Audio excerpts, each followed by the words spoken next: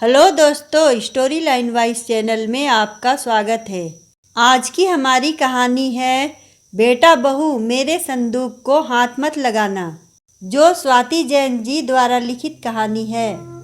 माँ जी, हम चारों और हमारे बच्चे बाहर घूमने जा रहे हैं और बाहर से ही खाना भी खा कर आएंगे। रात को आने में देर हो जाएगी तो आप सो जाइएगा। बड़ी बहू सविता अपनी सास रेखा जी से बोली। रेखा जी जैसे तैसे लाठी का सहारा लेकर अपने कमरे से बाहर आईं और बोली, बहू तुम लोगों ने मेरी 2 रोटियां तो बना दी है ना? मुझे शाम के खाने के बाद दवाई भी लेनी होती है और आज तो नाश्ते में भी तुम लोगों ने मुझे सिर्फ उबले चने दिए हैं। इतने में छोटी बहू नीलिमा बोली, माँ जी आप तो चाहती ही नहीं कि हम बाहर घूमने जाएं। भला घूमने जाने के दिन कौन रसोई में जाता है? रसोई में खाना ही बनाना होता तो हम लोग घूमने का प्लान क्यों करते? इतना ही खाने पीने का शौक है तो आप अपना खाना खुद से बना लीजिए, कम से कम हमें भी थोड़े दिन आराम मिलेगा। रेखा जी बोली, बहू तुम अच्छे से जानती हो मैं तो लाठी के सहारे रसोई तक भी जैसे तैसे आ पाती हूँ। खाना बनाना तो मेरे लिए असंभव है। बस मेरे लिए 2 रोटी ही तो मांगती हूँ, वह भी तुम लोगों को भारी पड़ता है। सविता बोली, माँ जी आपके 2 रोटी के चक्कर में भी आटा गूँथना होता है और फिर रोटी भी बनाना और फिर साथ में दाल या सब्जी बनाना, काम तो बढ़ ही जाता है। आपके लिए बोलना बड़ा आसान है, सिर्फ मेरे लिए 2 रोटी बना दो, मगर जो बनाता है वही जानता है। नीलिमा अपनी भाभी से बोली, भाभी हम क्यों इनसे बहस करके अपना घूमने का मूड बिगाड़ें? अब इनके मुंह क्या लगना, वैसे भी यह पहली बार तो नहीं रहा। हम जब भी घूमने निकलते हैं इनका रोना शुरू हो जाता है। अब इन्हें कैसे समझाएं कि घूमने जाने से पहले हमें भी तैयार होना होता है और हमारे बच्चों को भी तैयार होना होता है। रसोई में जाकर 2 रोटी बनाने का वक्त ही कहाँ मिलता है। रसोई में जाकर 2 बिस्किट के डब्बे लाकर नीलिमा ने रेखा जी के कमरे में रख दिए और बोली, यह खाकर अपनी दवाई ले लीजिएगा। दोनों बहुएं अपने बच्चों को लेकर घर से बाहर निकल पड़ी और पीछे पीछे दोनों बेटे लोकेश और नीरज भी तैयार होकर बाहर चले गए। वैसे भी यह पहली बार नहीं हो रहा था। बेटे भी अपनी माँ के खाने पीने का बिल्कुल ध्यान नहीं रखते थे। खुद मज़े से सभी बेटे बहू बाहर आकर खाते थे, मगर कभी अपनी माँ के लिए दोनों बेटे में से कोई बाहर से खाना लेकर नहीं आता है। सच ही कहा है किसी ने, बेटों के अपने परिवार बढ़ने के बाद वे लोग अपने जन्मदाता को भी भूल जाते हैं। रेखा जी धीरे धीरे लाठी के सहारे से अपने कमरे से वापस आकर अपनी छोटी सी खाट पर बैठ गई और अपने पति राजमल जी की तस्वीर देखकर उनकी आंखें भर आई। रेखा जी को वह दिन याद आ गए जब राजमल जी जिंदा थे। राजमल जी का अपना खुद का स्टील का कारखाना था, जिसमें दोनों बेटे लोकेश और नीरज भी अपने पिताजी का साथ देते थे। राजमल जी जब तक जिंदा थे बेटे बहुएं उनकी और रेखा जी की बहुत सेवा करते थे। राजमल जी का घर में बोलबाला था और रेखा जी भी घर के कामों में बहुओं की मदद कर दिया करती थी। मगर राजमल जी के निधन के बाद रेखा जी एक रोज बाथरूम में फिसल गईं, जिस वजह से उनकी रीढ़ की हड्डी में चोट आ गई और ऑपरेशन होने के बावजूद भी बिना लाठी के सहारे उनका चलना मुश्किल हो गया और वह तब से घर में अपने ही कमरे तक सीमित रह गई थीं। बहुएं उनका खाना भी उनके कमरे में पहुंचा देती थीं। पूरा दिन एक ही कमरे में पड़े रहने के कारण रेखा जी बहुत बार ऊब जाती थी। बेटे बहू हर रविवार घूमने निकल पड़ते, अपनी माँ के बारे में किसी को भी ख्याल नहीं आता। एक रोज जब सविता रेखा जी को खाना देने उनके कमरे में पहुंची तो उसका बेटा सोनू अपनी दादी के कमरे में बॉल खेल रहा था। दादी की थाली में रोटी और दाल देखकर सोनू बोला, मम्मी आपने बाहर तो हम सबको खीर भी खाने में दी थी, फिर दादी को खीर क्यों नहीं दी? सविता हड़बड़ाते हुए बोली, बहुत बातें बनाने लगा है तू आजकल। जा बाहर जाकर बॉल खेल। कमरे में बॉल किसी को लग गई तो, और उठकर वहाँ से चली गई। रेखा जी को तो एक अरसा बीत गया था खीर खाए हुए। जब से रेखा जी का ऑपरेशन हुआ था तब से बहुएं खाना कमरे में ही आकर दे जाती। खुद बाहर बेटे बहू कभी पनीर तो कभी खीर का आनंद लेते, मगर रेखा जी को तो सिर्फ दाल रोटी या सब्जी यही खाने में मिलता। खीर का नाम सुनकर एक बार के लिए तो रेखा जी का मन भी मचल उठा खीर खाने के लिए, मगर वे जानती थीं बहू को खीर देनी होती तो वह मेरी थाली में सिर्फ दाल रोटी न रखती। जो बहुएं उनको दिन में एक गिलास दूध न देती थी वह खीर क्या खाक देंगी। पहले भी उनके यहाँ काम करने वाली गंगा रेखा जी से कह चुकी थी, माँ जी आपके बेटे बहू खुद तो बाहर बैठकर अच्छे अच्छे पकवान खाते हैं और आपको सिर्फ दाल रोटी खिलाते हैं, मगर रेखा जी उसकी बातों का कुछ जवाब नहीं देती थी। अब अपने ही घर के सिक्के खोटे हो तो बेचारी बूढ़ी विधवा माँ किससे कहे। शाम को रेखा जी की भांजी मोनिका उनके घर आई। मोनिका रेखा जी के भाई की बेटी थी, मगर मोनिका को रेखा जी अपनी बेटी की तरह प्यार करती थी। इसका एक कारण यह भी था कि रेखा जी को खुद की बेटी नहीं थी, जिस वजह से बचपन से ही रेखा जी ने मोनिका को बेटी माना था। लोकेश और नीरज को हर रक्षाबंधन पर मोनिका ही राखी बांधा करती थी।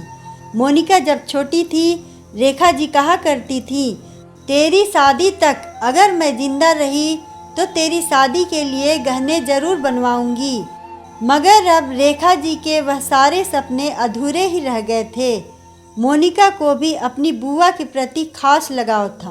उसे जब पता चला कि भैया भाभी घूमने गए हैं और बुआ का खाना नहीं बनाकर गए हैं तो वह बोली, बुआ आज हमने अपने घर में खीर पूरी बनाई है, मैं आपके लिए अभी खाना लेकर आती हूँ। थोड़ी देर में मोनिका बुआ के लिए खीर पूरी लेकर आ गई। खीर खाकर रेखा जी को ऐसा लगा मानो बरसों बाद उनकी कोई अतृप्त इच्छा को किसी ने आज पूरा कर दिया। वे बोली, मोनिका आज खाना खाकर मन तृप्त हो गया बेटा, मैं तेरे फूफा जी के लिए ऐसे ही खीर पूड़ी बनाया करती थी। तेरे फूफा जी जानते थे मुझे खीर पूड़ी बहुत पसंद है, इसलिए हफ्ते में एक बार मुझसे खीर पूड़ी जरूर बनवाते थे। खीर खाकर वे मोनिका की बलाइयाँ लेने लगी। इतने में बेटे बहू भी घूम कर वापस आ जाते हैं। रेखा जी के कमरे से आवाज़ें आते देख दोनों बहुएं उनके कमरे में जाती हैं और देखती हैं कि मोनिका उनके लिए खीर पूरी लेकर आई है और रेखा जी उसकी बलाइयाँ ले रही हैं। कमरे से निकलकर नीलिमा बोलती है, देखा भाभी, इस बुढ़िया ने जरूर मोनिका को बताया होगा कि हम सब घर में खीर खाते हैं और इन्हें खीर नहीं खिलाते, तभी तो उनकी लाडली भांजी उनके लिए खीर पूरी लेकर आई है। सविता बोली, हाँ छोटी, लगता है यह बुढ़िया हमें बदनाम करके ही दम लेगी। दूसरे ही दिन दोनों बहुओं ने एक साथ रेखा जी पर तानों के प्रहार कर दिए और कहने लगी, माँ जी इस घर में रहना हो तो घर की बातें घर तक ही रखा कीजिए, आप तो बिरादरी में हमारी नाक कटवाने पर तुली हैं। रेखा जी बेचारी बार बार कहती रहीं कि वे घर की बातें कभी बाहर नहीं बताती हैं, मगर दोनों बहुओं ने उन पर बिल्कुल विश्वास नहीं किया और रेखा जी को उलाहना देती रहीं। आखिरकार वह दिन भी आ गया जब दोनों भाइयों ने सारी प्रॉपर्टी के बंटवारे की सोची। गांव में ही रह रहे अपने कुछ रिश्तेदारों को बुलाकर दोनों भाइयों ने जमीन जायदाद और सारी प्रॉपर्टी का बंटवारा कर लिया। रेखा जी एक एक महीना दोनों भाइयों के घर रहेंगी, यह तय हुआ। सारे बंटवारे के बाद भी सविता और नीलिमा के मन को संतुष्टि नहीं थी, क्योंकि उनकी नज़र रेखा जी के कमरे में रखे उस संदूक पर थी जिसे रेखा जी ने कभी बहुओं के सामने नहीं खोला था।